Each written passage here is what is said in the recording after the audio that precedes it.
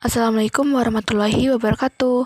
Halo semua, kita bertemu kembali pada video praktikum kimia dasar 2. Pada praktikum kali ini, saya bersama rekan saya melaksanakan praktikum mengenai menyelidiki sifat hidrolisis garam. Pada praktikum kali ini, saya bergabung bersama rekan-rekan dari kelompok 1. Sebelum lanjut ke pemaparan, yuk kita kenalan dulu. Nah, inilah anggota kelompok 1. Sebelumnya, izinkan kami untuk memperkenalkan diri dulu ya. Ada Kak Erinda, ada Kak Putri, dan Kak Ida. Kami dari mahasiswa pendidikan IPA Universitas IFET Semarang. Lanjut ke pembahasan yuk. Yang pertama, ada bagian dasar teori. Reaksi asam dengan basa membentuk garam disebut reaksi penetralan. Namun, tidak semua reaksi penetralan menghasilkan larutan yang bersifat netral, melainkan dapat bersifat asam atau basa, tergantung komponen asam basa pembentuknya. Berikut sifat keasaman garam berdasarkan asam basa penyusunnya. Yang pertama, garam dari asam kuat dan basa kuat bersifat netral. Garam dari asam kuat dan basa lemah bersifat asam. Sedangkan garam dari asam lemah dan basa kuat bersifat basa. Dan yang terakhir, ada garam dari asam lemah dan basa lemah di mana sifatnya bergantung pada harga tetapan ionisasi asam dan basanya. Sifat larutan garam dapat dijelaskan dengan konsep hidrolisis. Hidrolisis merupakan istilah umum yang digunakan untuk reaksi zat dengan air. Menurut konsep ini, komponen garam, kation dan anion yang berasal dari asam lemah dan basa lemah akan bereaksi dengan air atau terhidrolisis, membentuk ion H+ dan OH-. Selanjutnya yaitu ada tujuan. Tujuan praktikum kali ini yaitu untuk menyelidiki sifat asam atau basa dan pH berbagai jenis larutan garam dalam kehidupan sehari-hari. Alat dan bahan yang diperlukan pada praktikum kali ini yaitu ada gelas kimia, gelas ukur, tabung reaksi, pipet tetes, cutter, plat tetes, sendok, mortar dan alu, batang pengaduk. Selanjutnya ada indikator buatan, kunyit, buah naga, air perasan jeruk, asam cuka, garam dapur, air teh, pembersih lantai atau porselen, gula, air, alkohol, MSG, sirup batuk, pemutih pakaian. Setelah alat dan bahan, tentunya ada cara kerja. Berikut cara kerja atau langkah kerja pada praktikum kali ini. Langkah pertama yaitu melarutkan masing-masing 1 sendok garam dapur, deterjen, cairan pembersih porselen, gula, micin, dan pemutih pakaian dengan 10 ml air ke dalam gelas kimia atau plastik yang berbeda.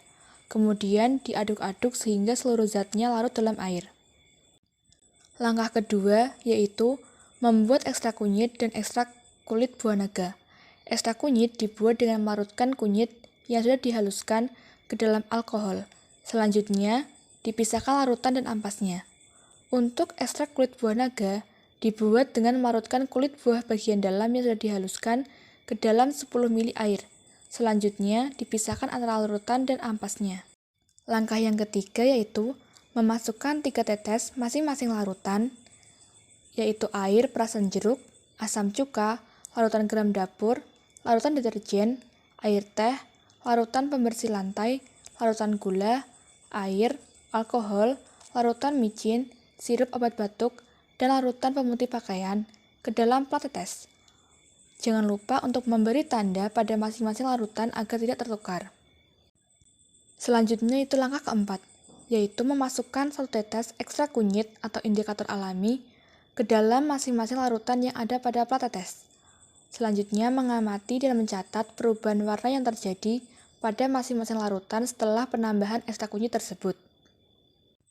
Pada langkah yang kelima yaitu mengulangi langkah yang ketiga dan 4 untuk indikator alami ekstrak kulit buah naga. Langkah keenam yaitu memasukkan 3 tetes masing-masing larutan ke dalam plat tetes, memberi tanda pada masing-masing larutan agar tidak tertukar. Pada langkah yang ketujuh yaitu memasukkan potongan kecil kertas lakmus merah atau indikator buatan ke dalam masing-masing larutan yang ada pada plat tetes, mengamati dan mencatat perubahan warna yang terjadi pada kertas lakmus tersebut. Langkah selanjutnya yaitu mengulangi langkah ke-6 dan 7 untuk indikator buatan kertas lakmus biru dan trites.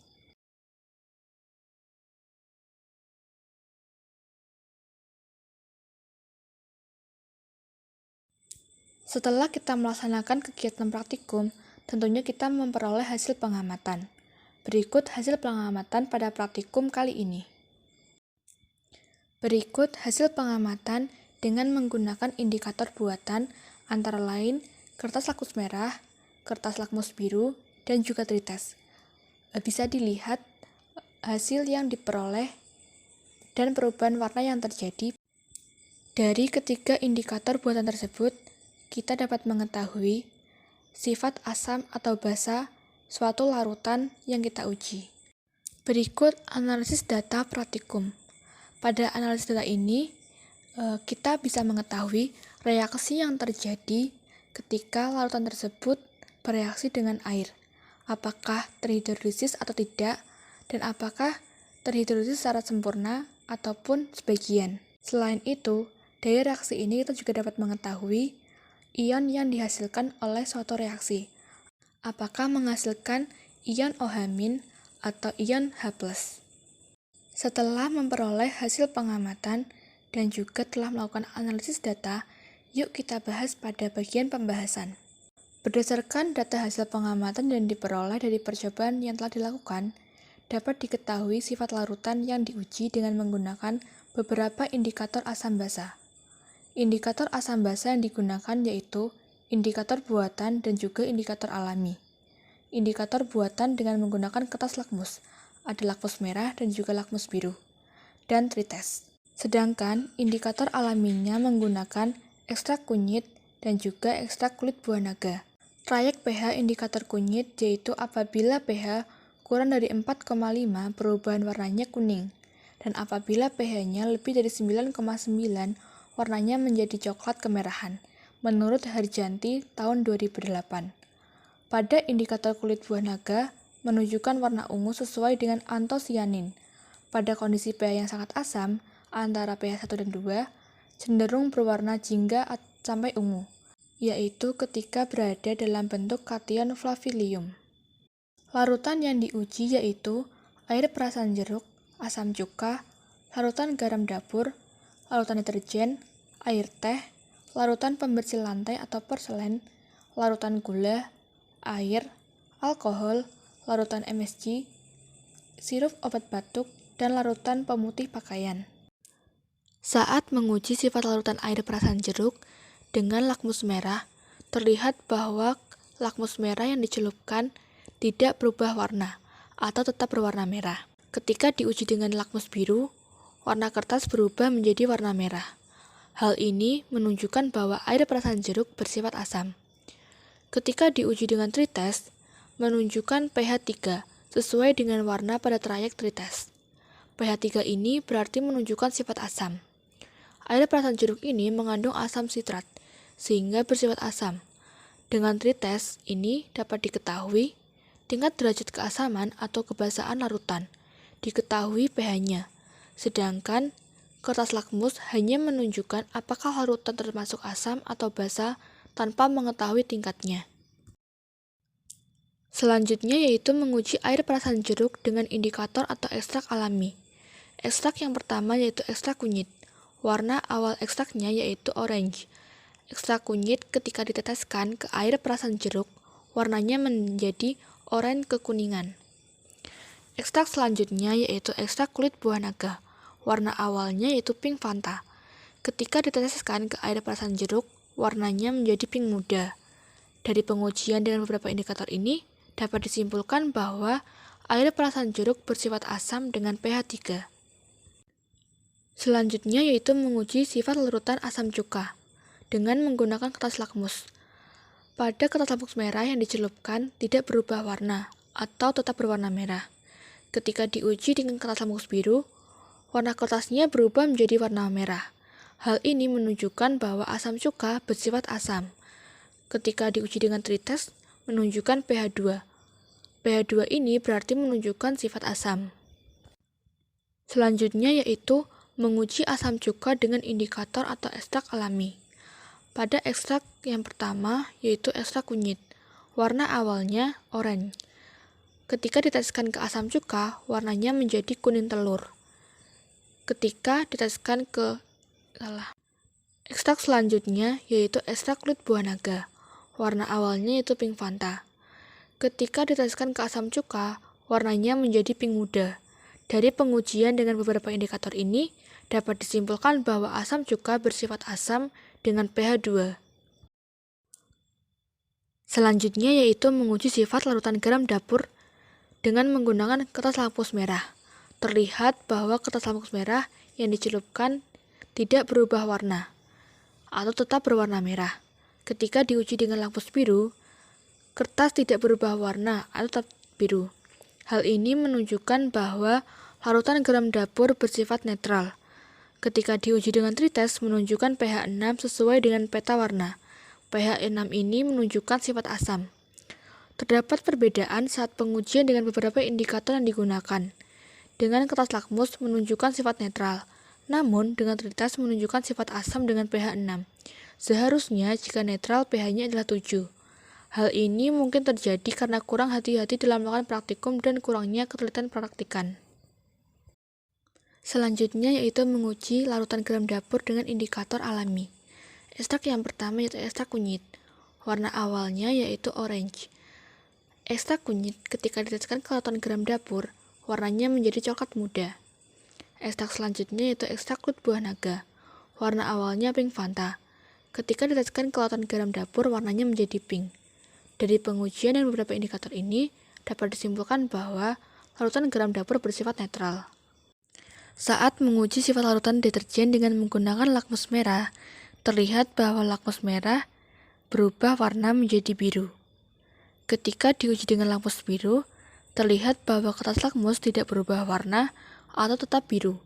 Hal ini menunjukkan bahwa larutan dengan deterjen bersifat basah. Ketika diuji dengan tritest, menunjukkan pH 6 yang menunjukkan sifat asam. Terdapat perbedaan saat pengujian dengan beberapa indikator yang digunakan. Dengan kertas lakmus menunjukkan sifat basah, namun dengan tritest menunjukkan sifat asam. Seharusnya jika basah, pH-nya lebih dari 7. Hal ini mungkin terjadi karena kurang hati-hati dalam melakukan praktikum dan kurangnya ketelitian praktikan. Selanjutnya yaitu menguji larutan deterjen dengan indikator atau ekstrak alami. Ekstrak yang pertama yaitu ekstrak kunyit. Warna awalnya oranye. Ketika diteteskan ke larutan deterjen, warnanya menjadi coklat kehijauan. Ekstrak selanjutnya yaitu ekstrak kulit buah naga. Warna awalnya pink Fanta. Ketika diteteskan ke larutan deterjen, warnanya menjadi pink. Dari pengujian dengan beberapa indikator ini, dapat disimpulkan bahwa terdapat kesalahan dalam percobaan. Sebagian besar sumber mengatakan bahwa larutan deterjen itu bersifat basah, sesuai dengan pengujian larutan dengan kertas lakmus yang telah dilakukan dan juga reaksi pada analisis data. Namun berbeda hasilnya dengan pengujian pH dengan tritest. Saat menguji sifat air teh dengan menggunakan lakmus merah, terlihat bahwa lakmus merah tidak berubah warna. Ketika diuji dengan lakmus biru, terlihat bahwa kertas lakmus biru berubah warna menjadi merah. Hal ini menunjukkan bahwa air teh itu bersifat asam. Ketika diuji dengan tritest, menunjukkan pH 6 sesuai dengan peta warna. pH 6 ini menunjukkan sifat asam. Selanjutnya yaitu menguji air teh dengan indikator alami. Ekstrak yang pertama yaitu ekstrak kunyit. Warna awalnya oranye. Ketika diteteskan ke air teh, warnanya menjadi coklat cerah. Selanjutnya yaitu ekstrak kulit buah naga. Warna awalnya pink Fanta. Ketika diteteskan ke larutan larutan air teh, warnanya menjadi coklat kekuningan. Dari pengujian beberapa indikator ini dapat disimpulkan bahwa air teh itu bersifat asam dengan pH 6. Hal ini dikarenakan daun teh itu mengandung asam organik, yaitu asam malat, asam sitrat, asam suksinat, dan asam oksalat. Saat menguji sifat larutan pembersih lantai atau porselen dengan menggunakan lakmus merah, terlihat bahwa lakmus merah tidak berubah warna. Ketika diuji dengan lakmus biru, terlihat bahwa lakmus biru berubah warna menjadi merah. Hal ini menunjukkan bahwa larutan pembersih lantai itu bersifat asam. Ketika diuji dengan tritest menunjukkan pH 1, sesuai dengan peta warna. pH 1 ini menunjukkan sifat asam. Selanjutnya yaitu menguji larutan pembersih lantai dengan indikator alami. Ekstrak yang pertama yaitu ekstrak kunyit. Warna awalnya orange. Ketika diteteskan ke larutan pembersih lantai, warnanya menjadi kuning kehijauan. Ekstrak selanjutnya yaitu ekstrak kulit buah naga. Warna awalnya itu pink Fanta. Ketika diteteskan ke larutan pembersih lantai, warnanya menjadi ungu. Dari pengujian dengan beberapa indikator ini dapat disimpulkan bahwa larutan pembersih lantai itu bersifat asam dengan pH 1. Namun, sebagian besar sumber mengatakan bahwa larutan pembersih lantai ini bersifat basa karena menghasilkan ion OH-. Hal ini juga sesuai dengan analisis data reaksi antara pembersih lantai dengan air. Saat menguji sifat larutan gula dengan menggunakan lakmus merah, terlihat bahwa lakmus merah yang dicelupkan tidak berubah warna. Ketika diuji dengan lakmus biru pun tidak berubah warna. Hal ini menunjukkan bahwa larutan gula itu bersifat netral. Ketika diuji dengan tritest menunjukkan pH 7 sesuai dengan peta warna. pH 7 ini menunjukkan sifat netral. Selanjutnya yaitu menguji larutan gula dengan indikator alami. Ekstrak yang pertama yaitu ekstrak kunyit. Warna awalnya orange. Ketika diteteskan ke larutan gula, warnanya menjadi coklat muda. Ekstrak selanjutnya yaitu ekstrak kulit buah naga. Warna awalnya pink Fanta. Ketika diteteskan ke larutan gula, warnanya menjadi pink muda. Dari pengujian dengan beberapa indikator ini dapat disimpulkan bahwa larutan gula itu bersifat netral dengan pH 7. Saat menguji sifat air dengan menggunakan lakmus merah, terlihat bahwa lakmus merah ini tidak berubah warna. Ketika diuji dengan lakmus biru pun tidak berubah warna. Hal ini menunjukkan bahwa air itu bersifat netral. Ketika diuji dengan tritest menunjukkan pH 8 sesuai dengan peta warna. pH 8 ini menunjukkan sifat basa. Dalam pengujian dengan beberapa indikator buta ini, terdapat perbedaan hasil antara pengujian ke atas lakmus dan juga pengujian tritest. Seharusnya jika netral, pH-nya itu adalah 7. Selanjutnya yaitu menguji air dengan indikator alami. Ekstrak yang pertama ekstrak kunyit. Warna awalnya orange. Ekstrak kunyit ketika diteteskan ke air, warnanya menjadi coklat cerah. Ekstrak selanjutnya yaitu ekstrak kulit buah naga. Warna awalnya pink Fanta. Ketika diteteskan ke air, warnanya menjadi pink muda. Dari pengujian dengan beberapa indikator ini, dapat disimpulkan bahwa terdapat kesalahan dalam percobaan. Sebagian besar sumber mengatakan bahwa air itu bersifat netral, sesuai dengan pengujian larutan dengan kelas lakmus yang telah dilakukan, namun berbeda hasil dengan pengujian pH dengan tritest. Saat menguji sifat alkohol dengan menggunakan kelas lakmus merah, terlihat bahwa lakmus merah tidak berubah warna. Ketika diuji dengan lakmus biru pun tidak berubah warna. Hal ini menunjukkan bahwa alkohol itu bersifat netral. Ketika diuji dengan tritest menunjukkan pH 5 yang menunjukkan sifat asam. Dalam pengujian dengan beberapa indikator butan ini, terdapat perbedaan hasil antara pengujian kelas lakmus dan juga pengujian tritest. Seharusnya jika netral, pH-nya adalah 7. Selanjutnya yaitu menguji alkohol dengan indikator alami. Indikator yang pertama yaitu ekstrak kunyit dengan warna awal orange. Ketika diteteskan ke alkohol, warnanya menjadi kuning cerah. Selanjutnya yaitu ekstrak kulit buah naga. Warna awalnya pink Fanta. Ketika diteteskan ke alkohol, warnanya menjadi pink. Dari pengujian dengan beberapa indikator ini, dapat disimpulkan bahwa terdapat kesalahan dalam percobaan. Beberapa sumber mengatakan bahwa alkohol itu bersifat netral, sesuai dengan pengujian larutan dengan kelas lakmus yang telah dilakukan. Namun ada juga sumber yang mengatakan bahwa alkohol itu bersifat asam seperti hasil yang ditunjukkan pada pengujian tritest. Saat menguji sifat larutan MSG atau larutan micin dengan menggunakan lakmus merah, terlihat bahwa lakmus merah berubah warna menjadi biru. Ketika diuji menggunakan lakmus biru, lakmus tetap atau tidak berubah warna. Hal ini menunjukkan bahwa larutan micin bersifat basa. Ketika diuji dengan tritest, menunjukkan pH 6 sesuai dengan peta warna. pH 6 berarti menunjukkan sifat asam. Dalam pengujian dengan beberapa indikator buatan ini, terdapat perbedaan hasil antara pengujian kertas lakmus dan juga pengujian tritest. Seharusnya jika basah, pH-nya lebih dari 7. Selanjutnya yaitu menguji larutan micin dengan indikator alami. Ekstrak yang pertama yaitu ekstrak kunyit. Warna awalnya orange. Ekstrak kunyit ketika diteteskan ke larutan micin warnanya menjadi coklat kekuningan. Ekstrak selanjutnya yaitu ekstrak kulit buah naga. Warna awalnya pink Fanta. Ketika diteteskan ke larutan micin warnanya menjadi pink muda. Dari pengujian dengan beberapa indikator, dapat disimpulkan bahwa terdapat kesalahan dalam percobaan. Sebagian besar sumber mengatakan bahwa larutan micin bersifat basah, sesuai dengan pengujian larutan dengan kertas lakmus, dan analisis data yang telah dilakukan. Namun, berbeda hasil dengan pengujian pH dengan tritest. Saat menguji sifat larutan sirup obat batuk dengan menggunakan lakmus merah, terlihat bahwa lakmus merah yang dicelupkan tidak berubah warna. Ketika diuji dengan lakmus biru, terlihat bahwa lakmus berubah menjadi warna merah. Hal ini menunjukkan bahwa sirup obat batuk bersifat asam. Ketika diuji dengan tritest, menunjukkan pH 5, sesuai dengan peta warna. pH 5 ini menunjukkan sifat asam.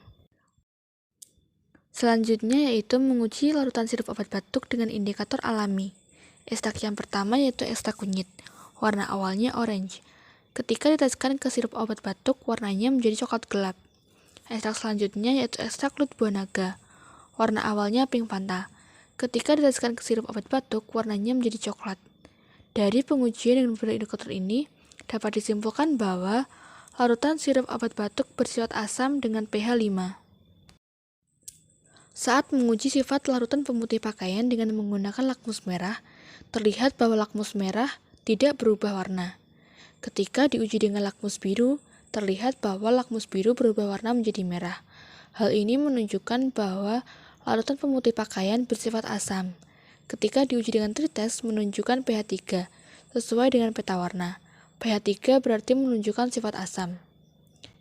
Selanjutnya, dan yang terakhir yaitu menguji larutan pemutih pakaian dengan indikator alami. Ekstrak yang pertama yaitu ekstrak kunyit. Warna awalnya orange. Ketika diteteskan ke pemutih pakaian, warnanya menjadi kuning telur. Ekstrak selanjutnya yaitu ekstrak kulit buah naga. Warna awalnya pink Fanta. Ketika diteteskan ke larutan pemutih pakaian, warnanya menjadi pink. Dari pengujian dengan beberapa indikator ini, dapat disimpulkan bahwa larutan pemutih pakaian bersifat asam dengan pH 3. Namun, sebagian besar sumber mengatakan bahwa pemutih pakaian itu bersifat basah. Dan dari hasil analisis data yang telah dilakukan, pemutih pakaian itu menghasilkan ion OH- yang artinya basah. Itulah pembahasan mengenai hasil dari praktikum dan juga analisis data yang telah dilakukan. Selanjutnya, yaitu kesimpulan. Berdasarkan hasil pengamatan, analisis data, dan pembahasan dapat disimpulkan sebagai berikut. Air perasan jeruk bersifat asam dengan pH 3.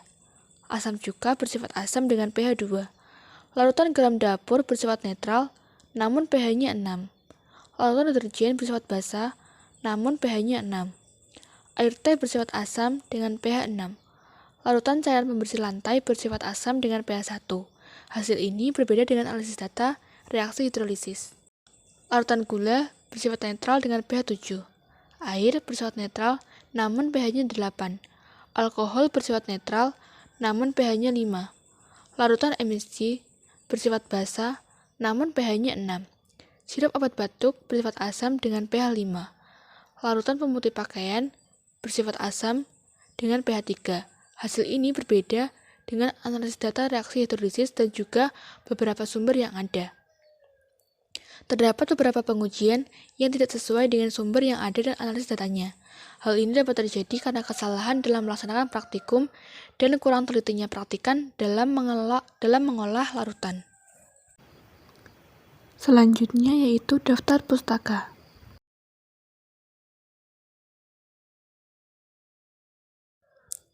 Oke teman-teman, mungkin itu saja yang dapat kami sampaikan dan kami paparkan mengenai praktikum kali ini. Apabila terdapat kesalahan dalam penyampaian dan juga hasil Dari apa yang kami paparkan, kami mohon maaf yang sebesar-besarnya. Terima kasih karena telah berkenan menonton video kami. Semoga bermanfaat. Cukup sekian, sampai jumpa di video berikutnya. Wassalamualaikum warahmatullahi wabarakatuh.